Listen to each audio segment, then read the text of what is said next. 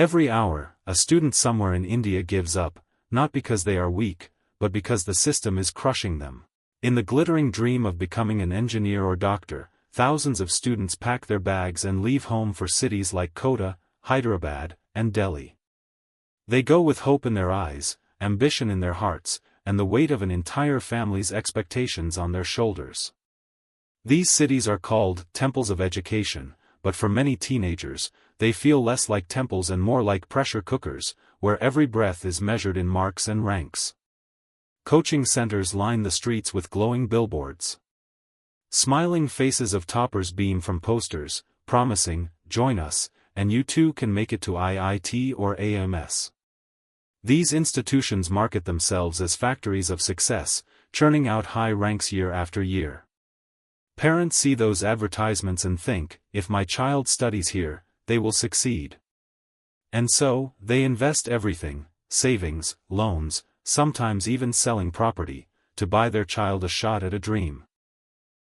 But what happens behind those brightly lit walls is rarely shown. Students as young as 16, still figuring out who they are told again and again, this is it.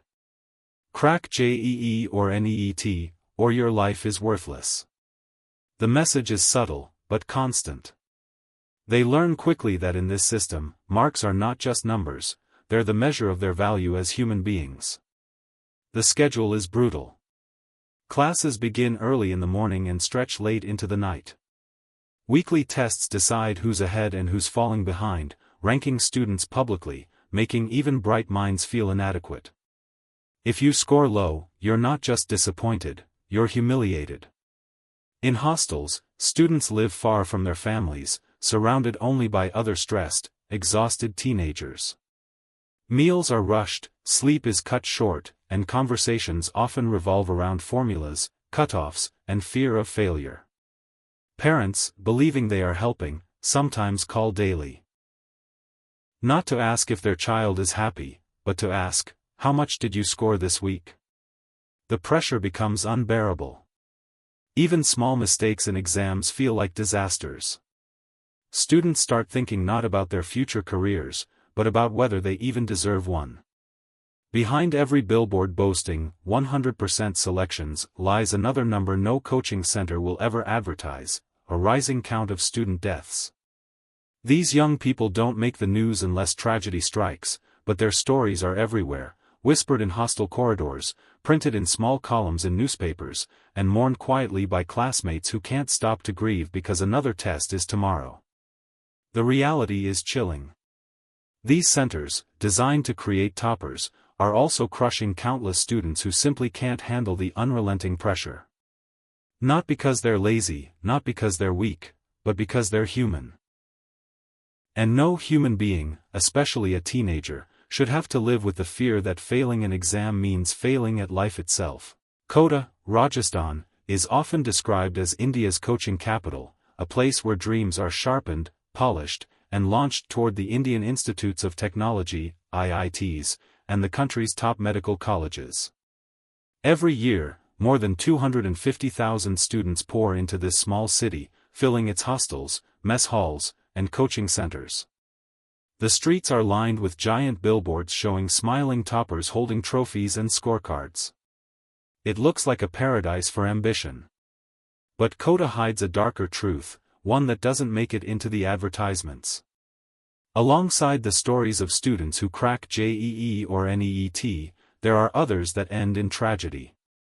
Every few weeks, news emerges of another student found dead in a cramped hostel room, alone, overworked, and overwhelmed.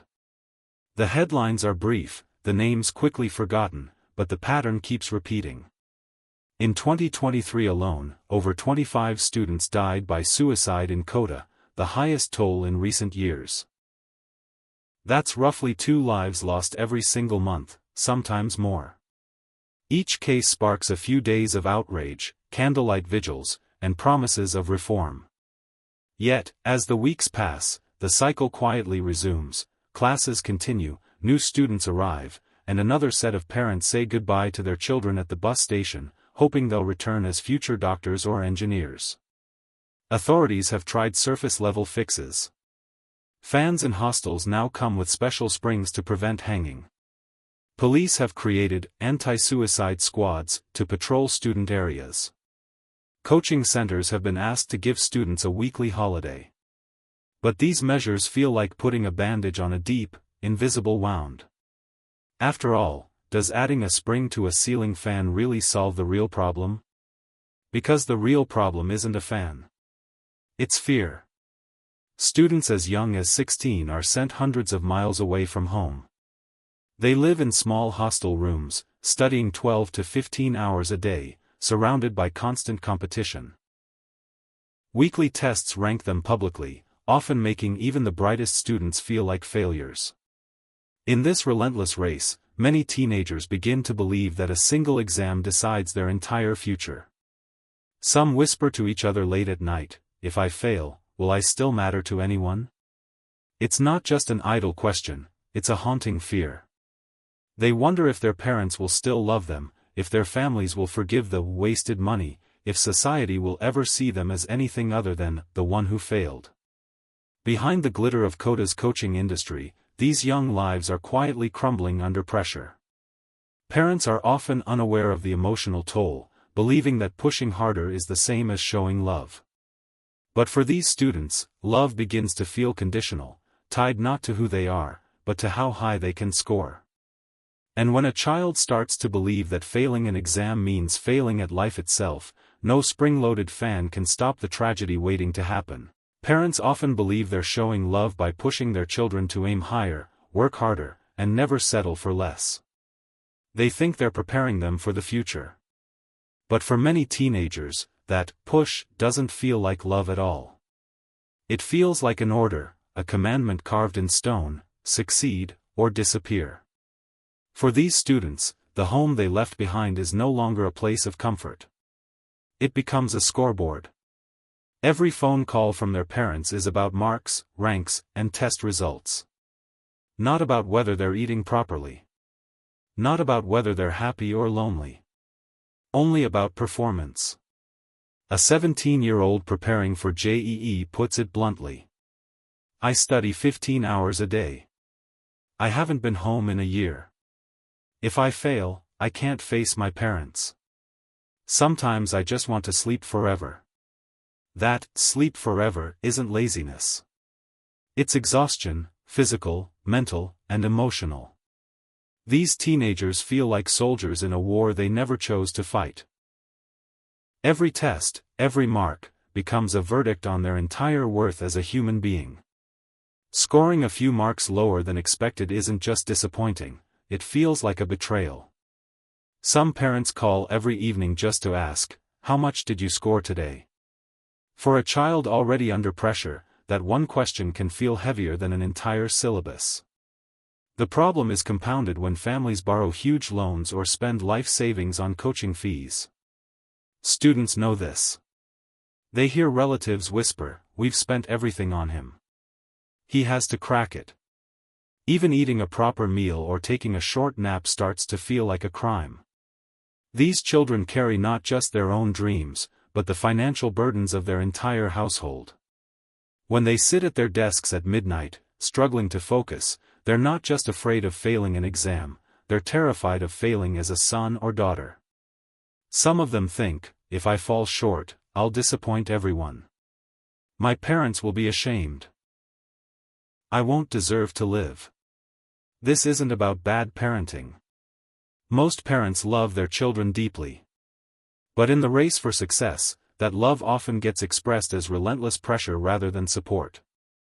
Instead of saying, "We're proud of you no matter what," many end up saying, "Don't waste this chance, we sacrificed everything for you." The result? Teenagers start to believe that love must be earned through marks. Approval feels conditional. Affection feels like a reward for performance. And when a child begins to feel that their value as a human being depends entirely on an exam rank, the weight is unbearable. They stop seeing themselves as children with potential and start seeing themselves as machines that must produce results, or be discarded. No wonder so many students whisper to themselves at night, "Am I more than just a score?" For some, the heartbreaking answer seems to be no.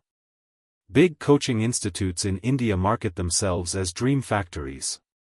Their billboards shine on every street corner, smiling toppers holding certificates, parents beaming with pride, and bold letters shouting, "All India Rank 1, from our classroom." They promise guaranteed success, a golden ticket to IITs and AMS, and, by extension, a golden life. But many students have a different name for these places. They call them suicide factories. The routine is punishing. Classes start at dawn, often before the sun even rises, and run until midnight. Students jump from one lecture to another, barely eating, barely resting. There's no time for hobbies, friendships, or even thinking about life outside exams. Their entire existence shrinks to books, tests, and endless problem sets. Every week, institutes hold internal tests that are deliberately made extremely difficult, harder than the real JEE or NEET exams. Why? Because fear works as a business model. If you're terrified of falling behind, you're more likely to pay for extra coaching packages, extra study materials, and endless, doubt-solving sessions. Fear ensures you stay hooked, working harder, paying more, never questioning the system. The psychology is simple: when a student scores poorly, they blame themselves, not the institute. They think, "I'm not good enough. I need to work harder." Rarely do they realize the test was designed to make almost everyone feel like a failure. Walk through any major coaching hub, and you'll see walls plastered with giant posters of toppers, smiling faces of the 0.1% who made it. Their success stories are told and retold as proof that anyone can do it. But what about the others? For every one of those shining photos, hundreds of students silently crumble under the pressure. Their names are never printed. Their struggles are never spoken about. Their faces simply vanish. Some students live in fear of disappointing their parents. Others live in fear of disappointing the institute itself. Because in this system, you're not a child, you're a number, a rank, a potential advertisement for next year's brochure. Inside these classrooms, even the brightest students are made to feel small.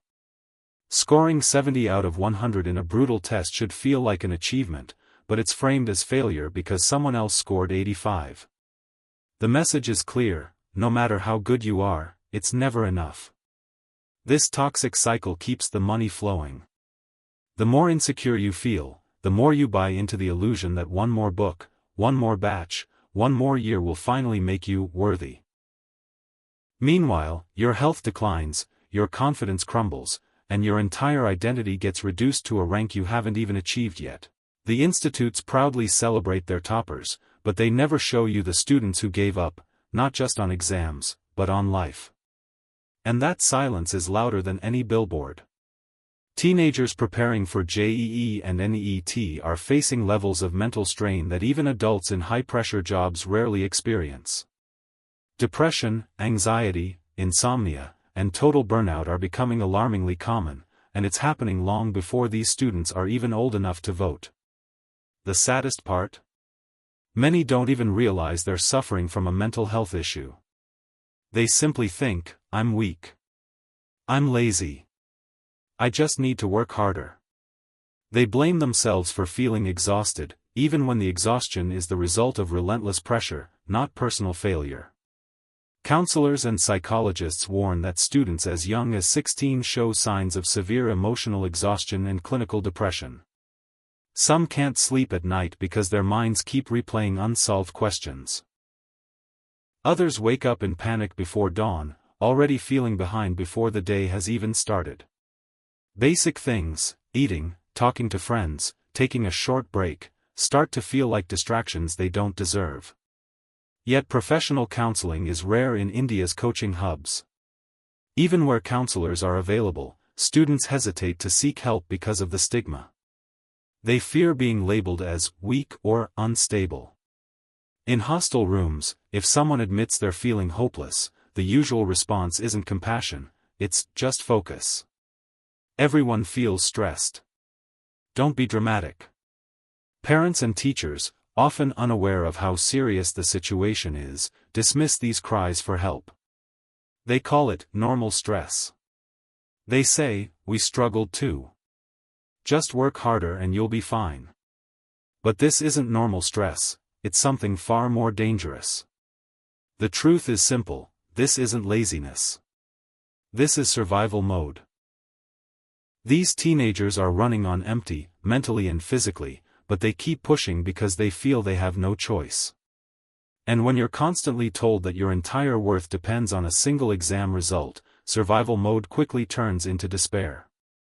Some students describe feeling like robots, waking up, studying, eating, sleeping, repeating, without any sense of purpose or joy. They stop laughing. They stop dreaming about anything outside of ranks and scores. When life becomes only about performance, it stops feeling like life at all. And the cost is deadly. Some students simply can't survive it. They reach a point where the pain of disappointing others feels greater than the pain of disappearing altogether. What's tragic is how invisible this suffering is. Depression doesn't always look like tears or obvious sadness. Sometimes it looks like a student who's quiet, who never complains, who studies long hours and seems fine. By the time anyone realizes something is wrong, it's often too late. We need to start asking, is pushing children to the edge really worth it? These are not failures. These are bright, hardworking teenagers trapped in a system that refuses to see them as human beings first. Until we change how we treat mental health in education, this silent crisis will keep taking young lives, one exam at a time. This isn't just a story about statistics. It's not just about how many students die by suicide in Coda or other coaching hubs each year. It's about lives cut short before they even had a chance to begin. Behind every headline is a real teenager. Someone who once laughed with friends, who dreamed about their future, who called home at night just to say, "Good night, Mom. Don't worry, I'm studying hard." These were not nameless faces in a crowd. They were children with favorite songs, silly jokes, and little dreams far beyond just an exam score. When we see these deaths only as numbers, we forget that each one is a story unfinished. A 17-year-old who never got to go to college. A daughter who never celebrated her 18th birthday. A son who never learned to drive or went on his first trip with friends. These aren't failures. These are lives stolen by relentless pressure from parents, teachers, coaching institutes, and an entire system that equates worth with a rank on a list. We have to stop and ask ourselves a brutal question: is a degree worth more than a life? What is the point of producing engineers and doctors if, in the process, we destroy the very people we claim to be preparing for the future? If you're a student, remember this: your value is not defined by a mark sheet. You are more than your exam results. You are not a rank. You are not a failure because you couldn't score 99%. Your life is precious, and no test, no matter how competitive, should make you feel otherwise. If you're a parent, remember this: your child needs love more than lectures. They need to know they are accepted whether they top the exam or not. They need to feel like home is a safe place, not another coaching center. Children should fear disappointing the system, not disappointing the people who love them most. And if you're a teacher, an institute owner, or anyone in this ecosystem, remember this: success should never come at the price of a coffin. Motivating students is not the same as scaring them. Discipline should not mean destroying their self-worth. The purpose of education is to build lives, not to break them. This is not just an education crisis. This is a humanity crisis. When we push children so hard that they would rather die than fall behind, we have lost something deeper than an academic battle: we've lost our compassion. Exams will come and go. Marks can be retaken. But a life, once gone, can never return. Until we value human beings more than human resources, tragedies like these will keep repeating, and no amount of degrees, medals, or job offers will justify the cost. We're producing toppers. But at what cost? If our classrooms have turned into graveyards of young dreams, who's really failing here?